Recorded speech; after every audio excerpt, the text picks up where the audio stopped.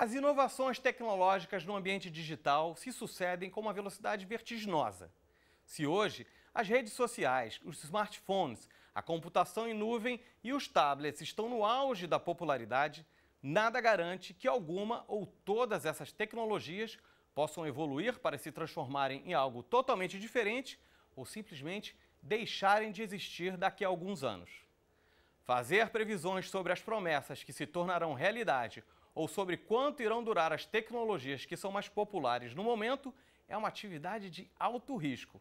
Mas não para o professor doutor em comunicação digital Luli Radfarer, um especialista e pesquisador de novas tendências que se move tão rápido a ponto de conseguir olhar para o futuro pelo retrovisor. Está começando mais uma edição do programa Entrevista. Nesta série, procuramos informar e refletir sobre as mudanças que estão acontecendo na sociedade por conta da disseminação cada vez maior de novas tecnologias. Seja bem-vindo, Luli. Muito obrigado, Beto. É um prazer estar aqui. Luli, nós vamos começar a vestir dispositivos? Bom, a gente já veste dispositivos desde que o homem é homem, né? O Homo sapiens, ele sempre gostou de usar ferramentas. Então, o óculos é um dispositivo que a gente veste, o relógio de pulso, de bolso, sempre foi um dispositivo vestível e agora a gente está começando a vestir eletrônicos. O celular, o smartphone, foi o grande passo para isso, né? Hoje em dia, quem anda com um Android ou com um iPhone no bolso carrega a mesma capacidade computacional que a gente usou para colocar o homem na Lua. E esses dispositivos, ficando cada vez menores, agora começam a carregar a eletrônica para o resto do corpo. A gente vai ter eletrônica em óculos, a gente vai ter eletrônica em tênis, a gente vai ter tecidos inteligentes, a gente vai ter uma série de pequenos aparelhos que a princípio parecem bijuterias, mas na verdade são eletrônicos sofisticadíssimos. E implantes tecnológicos? O implante tecnológico ainda é uma dúvida para o ser humano sadio. Para o ser humano que tem problemas degenerativos, como câncer ou outras doenças, ele se torna uma realidade, o corpo humano já é, mais da metade dele já é substituível. Para o ser humano sadio, o que a gente vai ter vão ser coisas que não são invasivas, porque elas têm menos problema de rejeição. Então a gente já tem desde aparelhos que ficam braceletes, pulseiras, colares que ficam no corpo e a gente nem sente que está, até pequenos adesivos, como aquele antigo emplastro que você punha para resolver a dor nas costas, em que menorzinhos eles medem nível de estresse, medem temperatura do corpo, medem pulsação, medem pH e um monte de outras coisas que vão ajudar muito e transformar muito aquilo que a gente entende como medicina.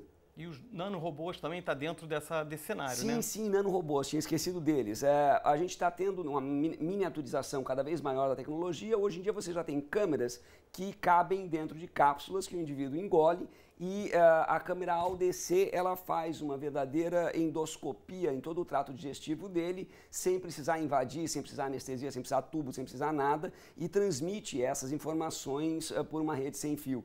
Então a gente está realmente mudando muito, a gente está se tornando meio ciborgue. E o que é mais determinante na popularização de uma tecnologia, para que ela se popularize? É o preço, chegar no momento certo? Isso é uma pergunta difícil, né? É como a pergunta que a gente faz se a gente quer ficar rico ou se a gente quer abordar aquela mulher bonita numa festa.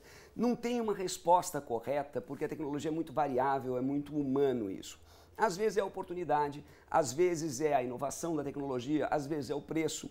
Existem tecnologias que elas surgiram, mas elas eram mais inovadoras do que a gente precisava. Então, alguns formatos de vídeo de altíssima definição demoraram para emplacar.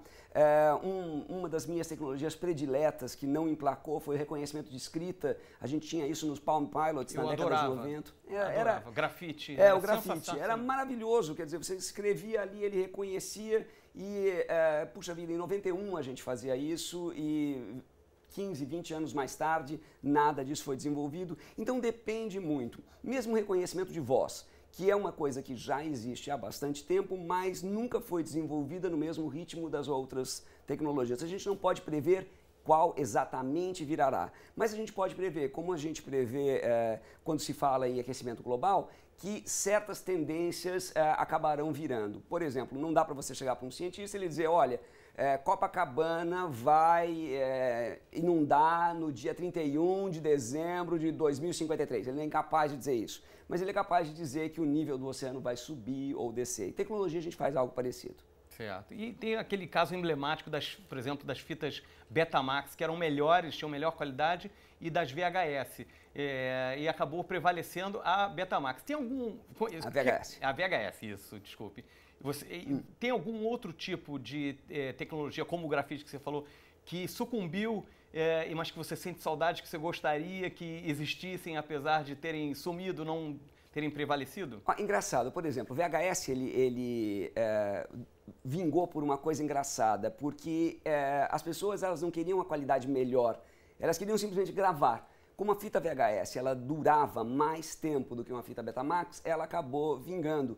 Ninguém tinha uma televisão com qualidade boa o suficiente para eu poder explorar o máximo de uma fita Betamax. Então, para aquela televisão analógica, normalmente mal sintonizada, desregulada, o VHS estava lindo e ninguém sentiu muita diferença. Tanto que a gente vê isso quando a gente vê um vídeo gravado da década de 80, hoje no YouTube, você fala assim, nossa, como era ruim a qualidade, e ninguém notava. Do mesmo jeito, você tem outras tecnologias que elas acabaram vingando por coisas completamente inesperadas. Por exemplo, o CD tem aquela duração de 74 minutos, que é porque era para caber um movimento inteiro de uma sinfonia do Beethoven.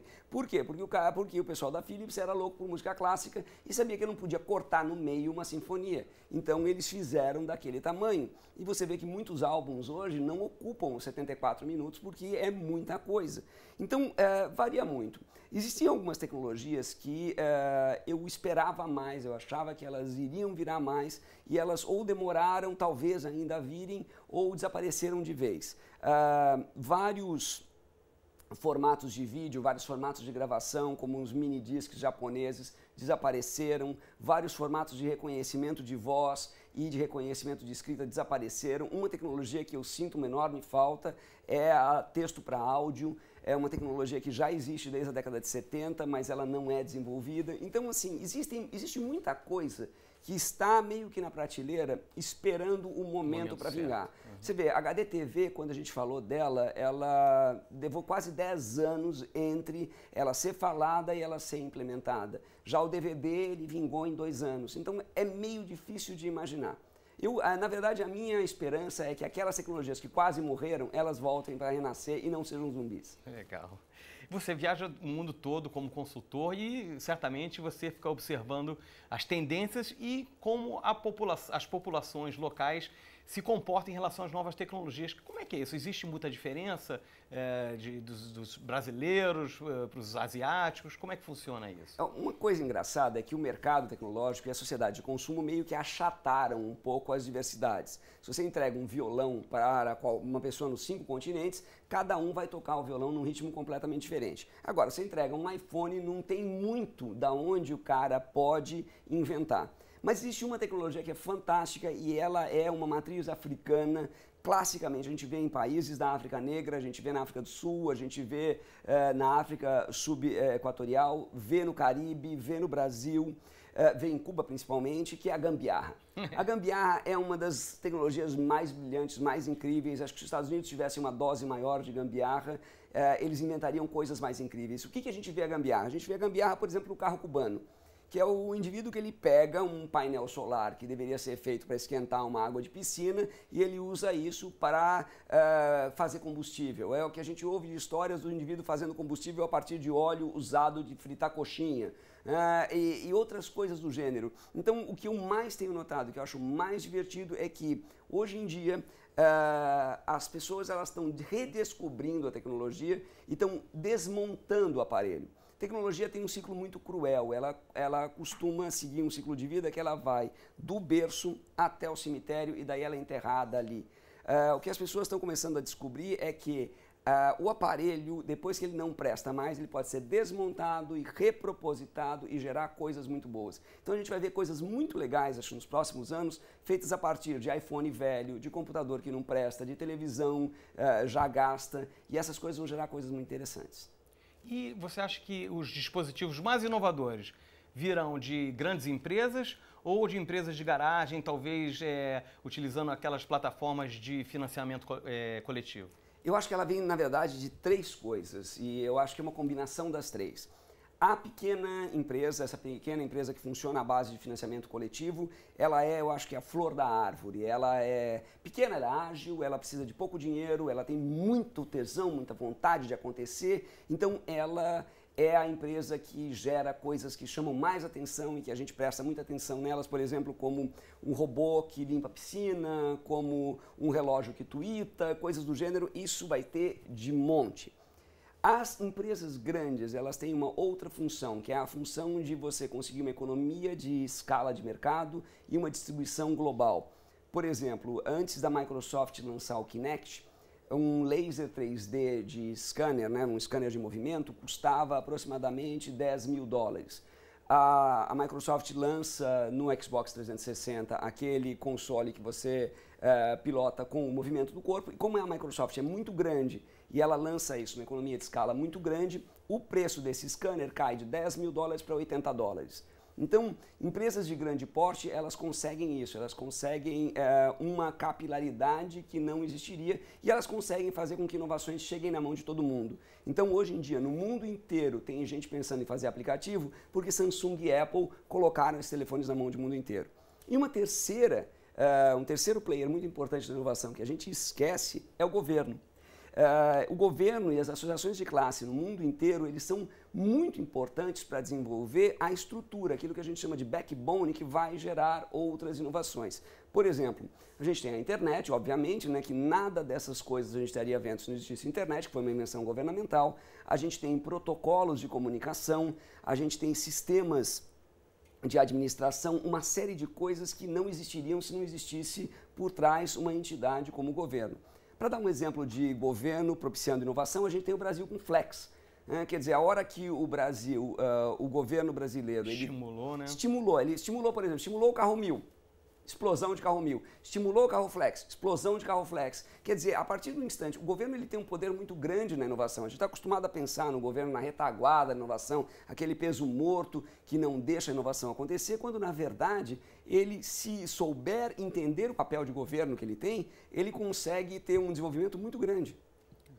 Luri, para finalizar, eu queria saber o que você está vendo aí no teu retrovisor, você que está lá na frente. O que vem por aí de bacana na tecnologia no futuro próximo? Bom, na verdade, eu acho que eu não vou para frente e olho para trás, mas simplesmente tá todo mundo correndo, eu paro de correr um pouco, aí eu consigo ter uma visão um pouquinho mais ampla para daí avançar. O que a gente vê por aí que vai acontecer num futuro muito próximo? Bom, primeiro, saúde. Muita mudança na saúde. Hoje em dia, o cara ele pesquisa no Google antes de ir no médico, isso é bobagem.